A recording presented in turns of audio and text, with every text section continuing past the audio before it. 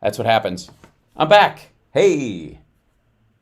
Might take a second, and then we'll see what we see.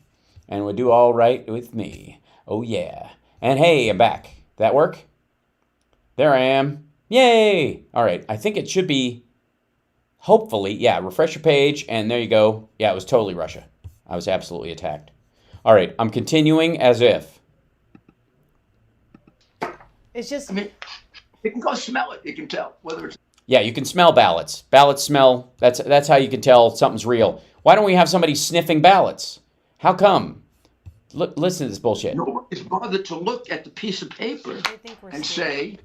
She goes, they think we're stupid. Oh my God. Please. All right. Can you hear audio okay, you guys? Because I need you to hear this. She just said, they think we're stupid. Well, they're recounting the same phony ballots. Exactly. Nobody's bothered to look at the piece of paper and say... They think we're stupid. Is this official paper? Yeah, nobody has bothered to look and go, is this official paper? It's just... I mean, you can go smell it. You can tell whether it's... Yeah, you can smell if it's official. It's yeah. Rudy's ballots always smell like Ben Gay and cigar smoke. That's why. Why do you think Republicans were kept out? Right. Because they weren't. They knew. They weren't. Yes, Republicans were kept out because they are a bloodhound for real ballot paper. Because Republicans can come into a voting booth, and go, hold on a second. That's Chinese paper. I can spot Chinese, but it smells like panda jizz. Yep. Hold on. Yep. That's panda jizz. I know it. There would be a lot of that paper that they would discover in the crooked cities, not everywhere. The Democrats. Yeah, not everywhere, obviously. And that's how you could go. You go town to town just sniffing paper. Were very, very shrewd. They selected cities that are known for being thoroughly dishonest, like Philadelphia, like Detroit. How many of their officials go to jail? I mean, gosh almighty. There haven't been any... I don't know, Rudy. How many in D.C.? How about New York? How many of their officials go to jail in New York, Rudy? Consequences. That's what's so upsetting about this, because Barr didn't have the courage. Mr. Mayor, want to have you back on again soon. Thank you for your courage, though, because when you see what happens to people like Barr when they just sell out, and I guess now it's okay to talk about Russia, because there's no blowback from that. People understand. Yeah, there's no blowback now, but the election, he's just weak, he's cowardly. But thank you for your courage. It's not easy. I feel very bad about that. Your reward is in heaven for that. God sees the... God, wait, did she just say God sees all? He's cowardly, but thank you for your courage. It's not easy. I feel very bad about that. Your reward is in heaven for that. God sees the heart. Your reward is in heaven for that. God sees the heart. Thank you for what you're doing. Truth will out. God bless you, Mr. Mayor. Truth will out. You mean truth will win out? Truth out. Truth will out. Sure. Always great to see you. It's always great to see you. Please leave. Thank you very much. Yes. And by the way, I have not seen Borat, and I don't think I will, because the Lord won't allow me. We'll see you soon. Yeah, we'll see you soon. Please leave. Holy smokes. By the way, here we are. I actually made it through that clip. Now, I don't know if the audio will get better now. It should, because I'm literally plugged in as opposed to using Wi-Fi. And I'm literally stretching the Ethernet cable that's in here to its absolute limit. So if something flies loose and bzzzt, yeah. Hold on. What's happening now? Warning, Joe legally pass out. Get out of here. Hold on. Black and goodbye. Hold on. Goodbye. I don't know what that is, like that giant post, but please go away. All right, I'm not pushing buttons. Yes, and being plugged in is way better. There you go. All right. Hey, stay. The camera's getting dark. Okay. Whew. Think we're all right. Okay. Man, oh, Shevitz. Okay, here we go. Huh. All right. Last video. Maybe this one will operate smoothly. By the way, you're watching HAL Sparks Mega Worldwide Road Edition because we're all trying very hard. Very trying. Let me, if I may, before I say that too early. CSL sent me a, let's see.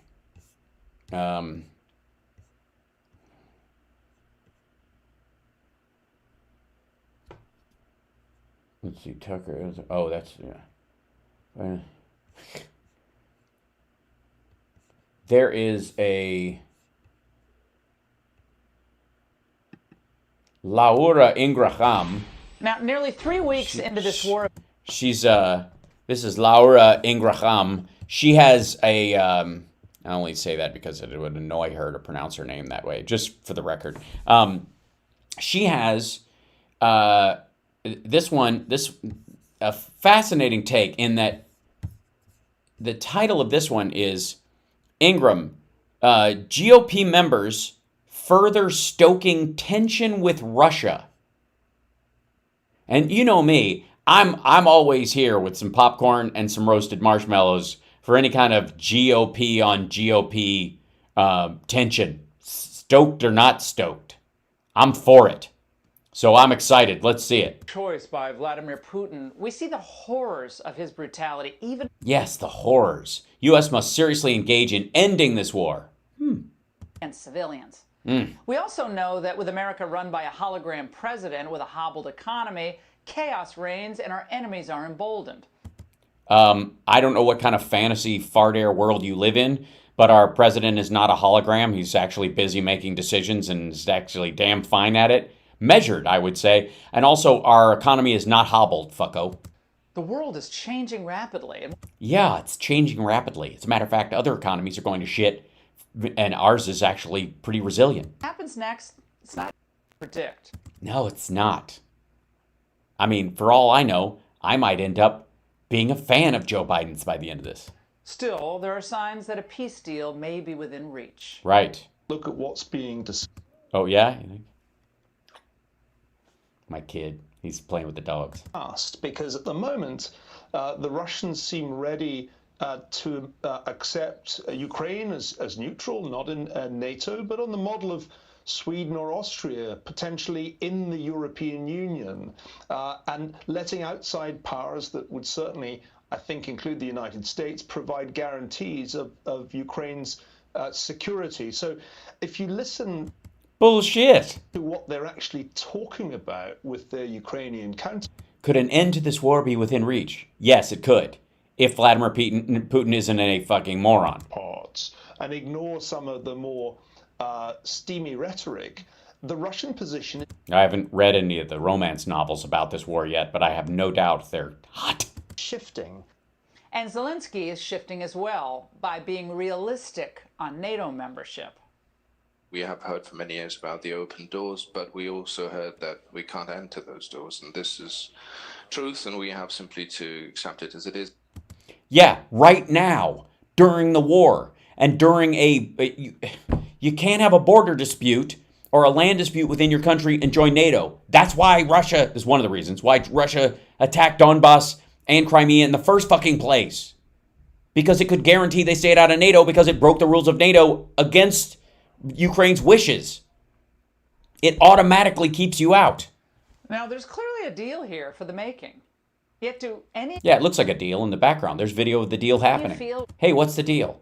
What is the deal with surface-to-air missiles?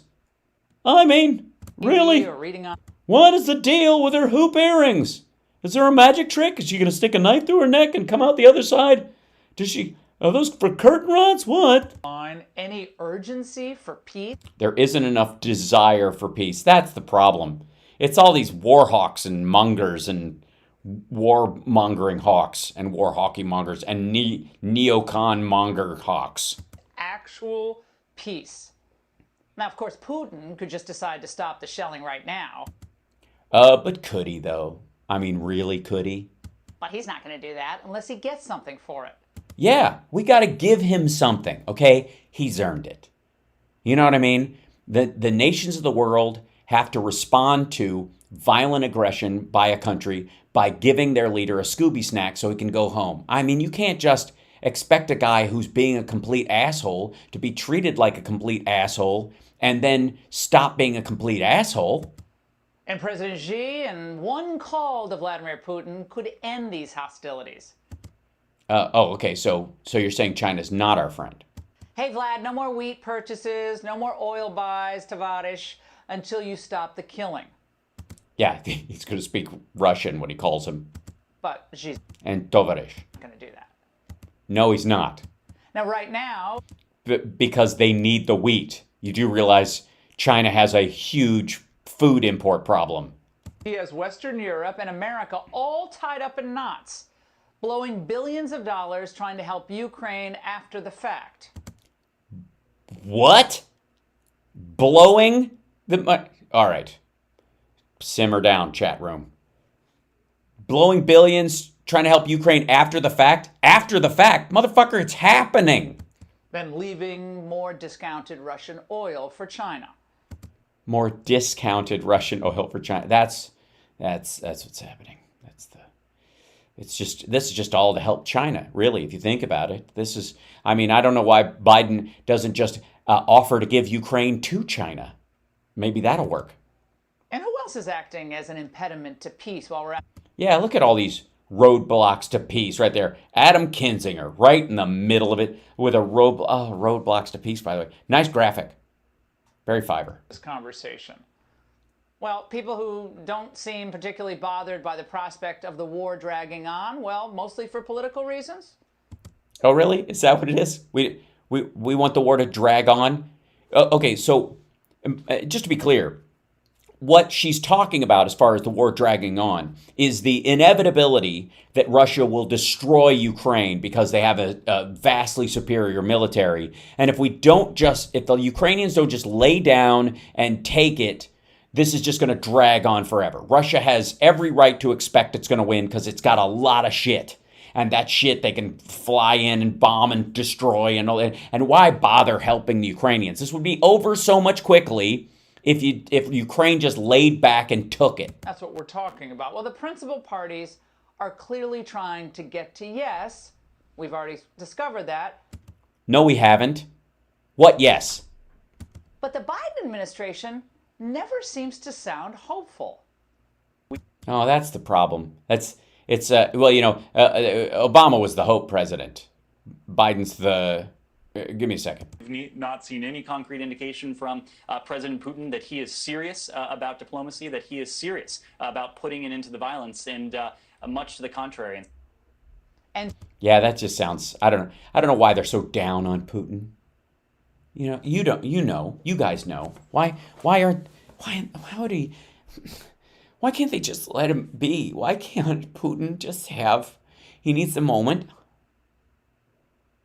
Today, Biden didn't talk off ramps or a lot about peace, but it was all about punishment. Yeah, they're sending weapons to an active war zone. And together with our allies and partners, we will keep up the pressure on Putin's crumbling economy, isolating him on the global stage. That's our goal. Make Putin pay the price. Well, that's a nice applause line, but as we know... Yes, it is. I agree. Chat room, you heard her. Applause line. I agree. We're going to ratchet up the pressure on his dwindling economy and keep up the pressure. I agree. Yeah. Sanctions rarely work. And then... Until they are. There's Michael McFaul, the former U.S. ambassador to Russia under Obama. Now, he thinks Zelensky, not our own elected officials, should dictate our Ukraine policy. What about listening to him rather than we pretend that we know what he needs? What about if he thinks he needs these weapons, why don't we listen to him? And when we say, oh, they'll be shut down, oh, he doesn't have airports to put those MiGs in. What about listening to his judgment to help him fight the war that he after all is the one fighting the war? It's his country. Right. But he could tell you what he needs because he's involved in the strategy of it. By the way, he is. By the way, we are. By the way, we're helping them. Not everything is overt. Of course, it's his job to fight for it. What is he talking about? I don't know what you're talking about. Plus, is McFaul aware that Congress hasn't voted on an actual declaration of war? Yeah, because we're not declaring war. Why the fuck would we vote on that? We're supporting another country. We're giving them arms. We're not in this war. Our people are not. We're not putting soldiers there. We're not actually piloting drones. Or the fact that there's scant public support for us to get into a shooting war with Russia. Does that There's none, fucko. Nobody's asking for that. Even Michael McFaul. matter at all to him? Yes, it does. Because all he's talking about is material aid. Maybe McFaul has Bidenitis. Bidenitis? Does that mean you need Biden or you're allergic to Biden? Is that pro-Biden or anti-Biden, the Bidenitis? Is it like Trump derangement syndrome with the Biden? I actually think Zelensky is our Secretary of State or our Vice President. Hope. And let's not forget what Senate Majority Leader Chuck Schumer has said. No, let's not forget it. Let's actually hear it. When he urged peace, well, he didn't urge peace. That's a trick question. Yeah, that's not a question. That's a statement. Questions have question marks on the end of it. That's why, hence the name. Laura, I don't know if you know that, but questions are, they often the last word goes up in pitch even, right? He's too busy playing the fanboy role. In one sense, his speech was reminiscent of the stirring feeling all of us had in the aftermath of 9/11. Equal parts resolve and unity and determination to save democracy from an hour of darkness. Now, yes, why would anyone praise Zelensky to show solidarity and support in the Senate right now? invoking 9/11 here. Yes, very much so. Simply obscene. No, never mind. I was about to say, I'll show you obscene, but it would come out weird. Sounds like he's repping Zelensky, not his... Well, you didn't show the whole speech. You picked out a piece of it where he was praising Zelensky's response, which is a reasonable thing to do. Constituents. Those words, by the way, don't calm things down. They ramp things up. I'm sorry, it ramps things up to respect Zelensky and the fight he's putting up right now? What? How? Because Putin's ego is such? Why is Putin in the back of this? Why is, in the list of people who are fucking up peace, why is Putin in the back kind of like, I'm on this bus, I am on this freight train to war, I don't want to be on there, but here I am in caboose, and Biden and Kinzinger and the crazy conductor Chuck Schumer are driving me through where it's like Silver Streak at end. Do we want Putin to really believe that a la 9/11 we're digging in for the long deployment of U.S. forces? No, as a matter of fact, if we had another 9/11, one would hope that we handled it differently anyways. We wouldn't have another one of those kind of situations where we dug in for the long haul with U.S. forces. And just as reckless is Trump-hating, soon-to-be former Congressman Adam Kinzinger. Future governor, probably running for president in a couple years. And I personally think we need to do a no-fly zone. I think we've gotten to the point, Right, mistake. I disagree. And, by the way, Republican, so I don't care. though, where there is significant risk in inaction. Now, when There's also significant risk in action, as opposed to in inaction. Zelensky calls for a no-fly zone, it's totally understandable. I don't No, it's not. blame him one bit. When Kinzinger does it, it's highly irresponsible. Oh, sorry, with Zelensky, I thought she said Kinzinger first. I paused during that part. I was reading chat. Rather than doing what... Yes, when Zelensky asks for it, I understand why he would want it, but he's not going to get it. And Kinzinger's asking for it is stupid. in And? our national interest, which is avoiding a war with Russia, he just stokes further tensions. Oh, and you didn't think I'd forget Mitt Romney, did you? I hope not. enough talk. People are dying. Send them the planes that they need. They want MiGs. Get them the MiGs. Yeah, it's not our MiGs. Again, these are F-16s that Poland wants to replace theirs. We're not ready to do that.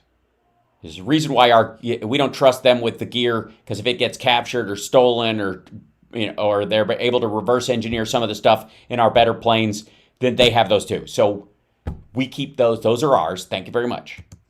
Why don't you pay for them? Now. Oh, is that a rich dude joke? Sorry. So are you guys slamming rich people now? Is that a fuck Bane capital moment?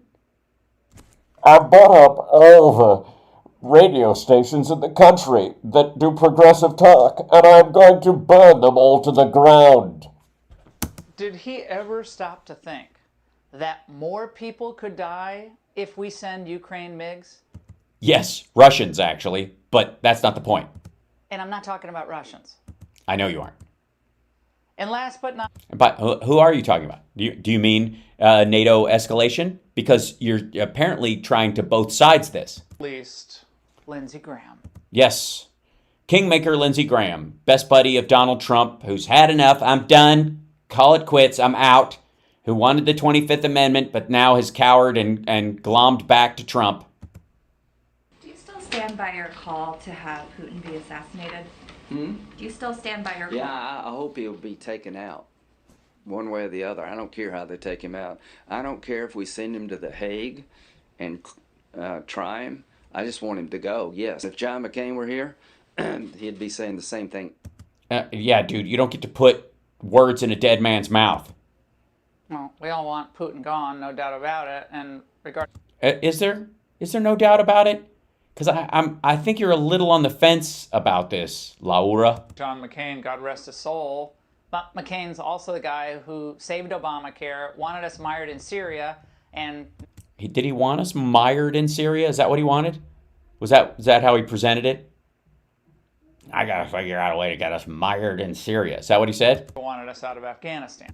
Threats are satisfying in moment, but don't address future considerations. Look at this fucking Chiron.